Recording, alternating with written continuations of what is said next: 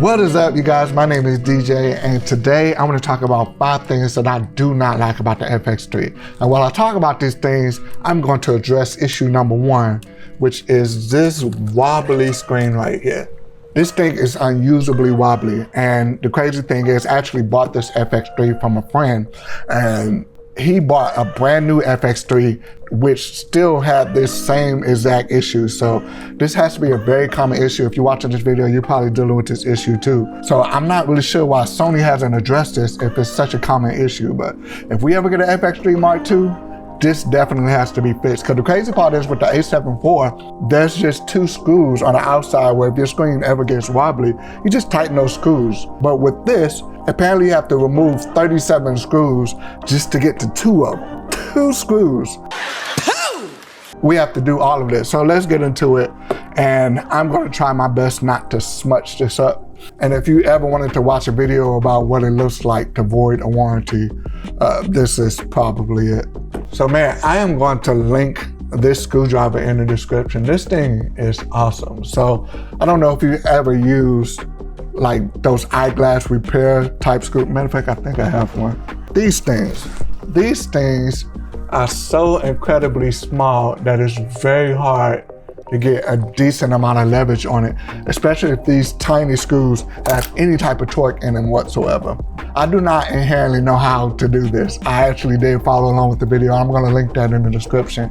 Word of advice though, just watch that video in complete silence. There's nothing to hear there, and the music is top 3 worst songs I've ever heard in my entire life. It's horrible. It sounds like something off of like Ridge Racer or something like that. So one thing I do remember from the video is some of these screws are different sizes, so I'm gonna do my best to keep these separated. All right, so now let's get to port side. And then after that, we're doing starboard.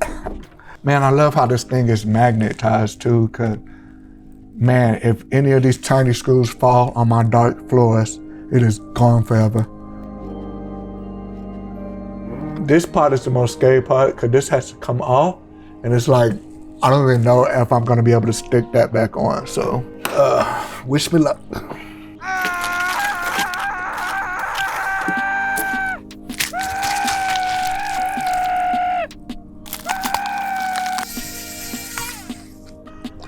And put these 2 together. Wait, where'd it go? Where'd it go? See that? That's crazy.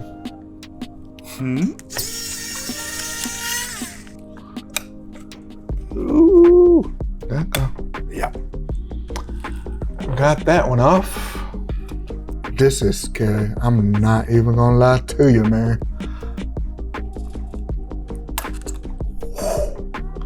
I know I have to be careful getting this off because there's like electronic ribbon in there somewhere.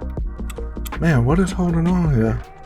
Maybe it's these cards that are the problem. I should have taken those out. And I ripped it. Oh. I'm freaking out, man. I was a little bit too rough with it and took that off, but it still looks relatively intact, so I think we can plug that back in. And there we go, y'all. Here we go. This is the problem right here. These tiny 2 screws right here. It's what's causing all of us. That is wild. In the video I watched, it said to glue it down. I'm not gonna do all that. Hopefully just tightening this will be sufficient. No more wobble. No more wobble. Once I get this back together, we're gonna know if this was worth it or not to do it myself. It's worth it to fix. Was it worth it to fix it myself? In reverse. I'm glad I filmed this because most of these screws I already do not remember. I was just so nervous to take this apart. I don't remember where half this stuff goes, but see if we can get some common sense going here. Screw number 1 of 1, 2, 3, 4, 5, 6, 7, 8. I'm not counting all that. It's a lot of screws just to get to those 2. That's wild. If you've ever built a computer before, you know, like these ribbon cables, sometimes they latch up or whatever, or latch down, whatever. This one does not. You just kind of have to slide it back in there, and it's just friction. So try not to pull this out, but if you do, it is not a big deal. Oh snap, here, go right here. Yeah, I'm so excited to use this FX3 again. That screen was driving me nuts. And driving me nuts so much that I didn't got through this entire video and have not yet once mentioned the other things that annoy me about the FX3. Now that we got the hard part over with, let's talk about that. So there is a glitch.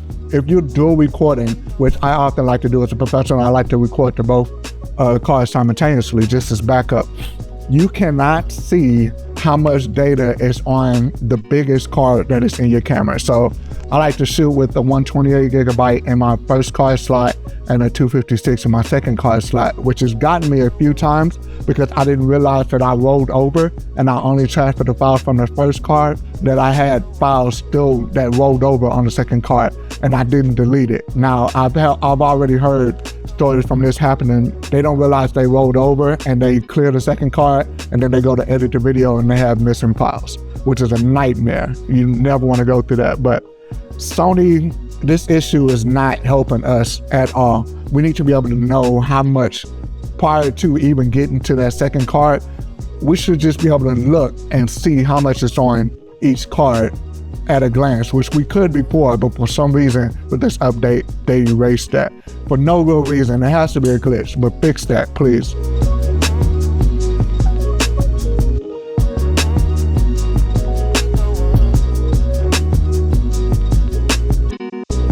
So the next thing with the new update is it now detects when you have third-party batteries, which I have to start using regular Sony batteries now, but I've always used this. I'll link it in the description, but I had the A7 III prior to getting the A7 IV and the FX3, and I had an A66, and I had those cameras for years, and I used these third-party batteries for years, and they worked amazingly. In fact, I swore by them. I would tell everybody about these batteries. They work. I would swear they last even longer than the Sony batteries. I could be wrong. So when I use in the A7 IV, it does give me that prompt like, hey, third-party batteries are not guaranteed. The safety isn't guaranteed. I don't mind that at all. That's just Sony covering their butt. But with the FX3, I can't see the battery life at all. It's just like blank. So I'm basically shooting blind as far as data and as far as battery life, which is just, it's scary. The third thing that I do not like about the FX3, which is, granted, and it's, I keep actually pressing this button, for its price value, I'll accept it. But I really wish these things had built in these. I think that's pretty much the main thing I'm missing. I don't even really care about, I keep wanting to say global shutter. What is that called? Shutter angle. I don't even really care about shutter angle all that much because I shutter crank anyway as a wedding and event videographer. But man, ND filters would be lovely in this camera. And the last thing that I do not like about the FX3 is this wonky power switch. I'm not a fan of it. So many times I have gone to take my camera out of my bag and my bag is almost on fire. It's so hot because my camera turned on in my camera bag and it's just running. It's just on and running, and this thing displaces so much heat that by the time I get ready to pick it up, it's actually hot to the touch, and my battery sometimes is already depleted. And I'm pretty sure I'm not the only person that deals with that. So this power switch definitely needs a makeover. Let's finish up these last few screws so we can go home for the day.